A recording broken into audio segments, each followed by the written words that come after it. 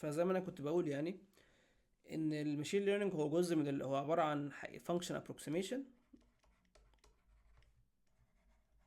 يعني ايه فانكشن ابروكسيميشن؟ هو فكرة ان انا عندي زي ما قلنا عندنا اكس وعندنا واي، فاحنا عايزين نعرف الفانكشن، فانكشن ادخلها اكس تديني واي، هو ده اللي احنا عايزين نعرفه. ايه الاف دي؟ هي دي الفانكشن اللي احنا بنابروكسيميتها يعني. ويوجي لما بنكون مدين الفانكشن، لو الفانكشن طلعت حاجه بنسميها واي هات، ده البريدكشن، عشان نفرق بين واي اللي هو الحقيقي وواي هات اللي هو البريدكشن. فده اللي احنا بنعمله. وزي ما قلت في موديلز بتقبل quantitative data، وفي موديلز بتقبل qualitative data، وفي موديلز بتقبل الاثنين. يعني في كده وفي كده وفي كده. الراندوم فورست مثلا اكزامبل يقبل الاثنين عادي. ف المودلز بتختلف برضو على الفكره دي، فلازم نبقى فاهمين التايبس وفاهمين احنا بندخل ايه للموديل، وهل الموديل ده يقبله ولا لا يعني. جميل. في برضه نقطة يعني سريعة حبيت أقولها، إن الكاتيجوريكال داتا مثلا لو عندي حاجة باينري، يعني مثلا زي السبام وإيميل مثلا، دي حاجة باينري ديسيجن، حاجتين بس. فساعات برضه بنعمل لهم ايزي انكودنج، اللي هو 0 1 أو -1 1. يعني ده برضه ناس بتعمله يعني، فحبيت بس أذكره سريعا. طيب خلينا نبدأ بقى نخش في موديل فعليا بقى. هنتكلم عن 2 موديلز بشكل سريع كده. في موديل اسمه ليست سكويرز، الا وهو برضو اللينير ريجريشن يعني، عشان برضو في ناس عارفه بالاسم ده. هو طبعا اللينير ريجريشن هو الاسم المشهور اكتر، انا بس مش عايز اسميه لينير ريجريشن عشان انا مش هدخل في تفاصيل اللينير ريجريشن قوي، ده هيبقى فيديو تاني. بس هم يعتبروا نفس الحاجه يعني. و nearest neighbors،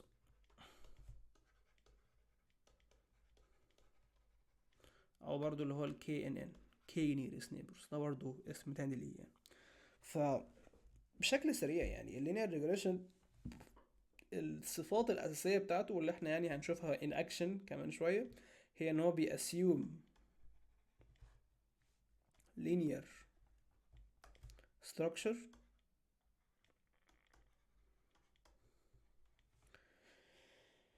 وان هو الى حد ما stable، بس ده ممكن يخليه inaccurate sometimes، مش على طول يعني.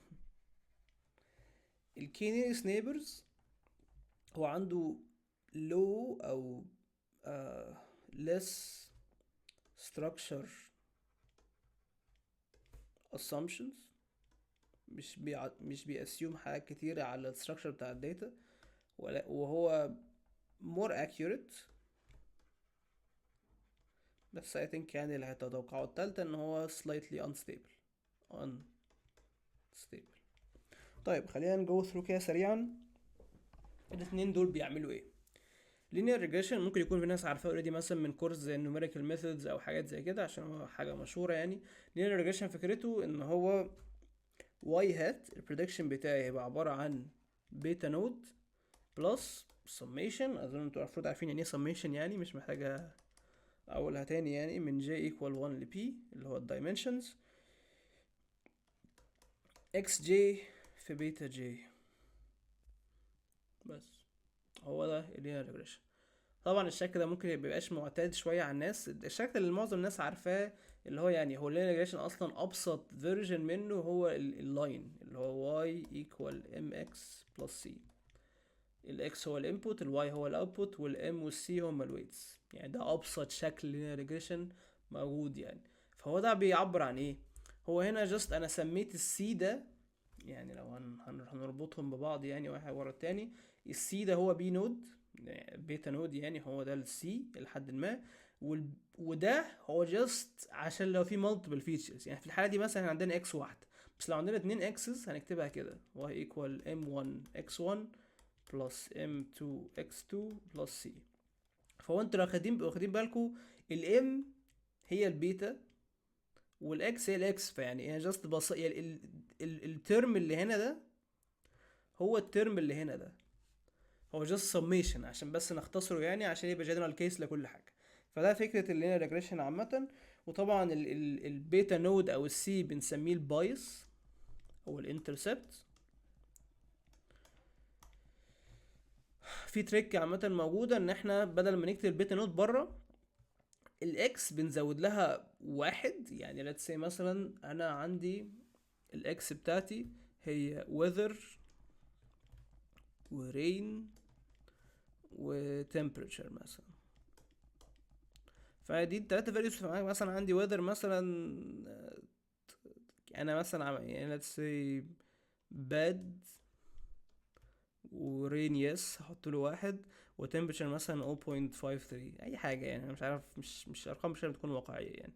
فدي مثلا values موجودة. فبدل ما اضرب دي يعني اعمل السميشن ده على اكس ممكن ازود واحد في الاخر في اخر الاك كانه زي اكسترا كولوم وكده ده هيتضرب في بيتا برضو. يعني هيبقى عندي bad times m1 1 times m2 و temperature times m3 وده times m4. بس m4 times 1 هي m4. فبعد كده m4 ده نعتبره كانه c عشان في الاخر انت هتجمع دول فهيبقى m1 times bad. طبعا هتحول ده ارقام الاول يعني بلس m2 times 1 بلس m3 times ده بلس m4. فهو m4 بقى هو السي. ف فالناس ساعات بتكتب اللينير ريجريشن ان هو عباره عن x ترانسبوز في بيتا على طول. عشان يعني انت كده بتاسيوم ان في بايس يعني، غير ما انا اقول انت عارف ان في بلس سي بس هي بس محطوطه جوه الاكس عشان نحطها في شكل واحد يعني. وليه ترانسبوز؟ عشان طبيعه الماتريكس مالتيبليكيشن اللي عايز يحاول يفكها هيفهم ليه هي ترانسبوز يعني. بس عشان تعرف تضرب الويتس في الانبوتس فهتحتاج تعملها ترانسبوز يعني. جميل. فدلوقتي احنا عندنا الموديل. وطبعا يعني الشكل ده لو عايزين نعمل له ديريفيتيف لو فاكرين من الكالكولوس يعني، لو خدنا الديريفيتيف ده يعني واي هات واي داش سوري هتساوي لو هتعمل ديريفيتيف with respect to x الاكس دي هتروح فيبقى لك بيتا. فبيتا هي بتعبر عن الجريدينت بتاع الحاجه يعني. وايه هو الجريدينت؟ زي ما احنا قلنا الجريدينت هو الدايركشن of highest increase. يعني اظن انا كنت شرحته برضو في الجزء اللي فوق يعني، بس يمكن ما وضحتوش في الكونتكست ده بالذات. يعني جريدينت هنا طبعا هو بيعبر عن الريت اوف تشينج زي ما احنا قلنا قبل كده يعني.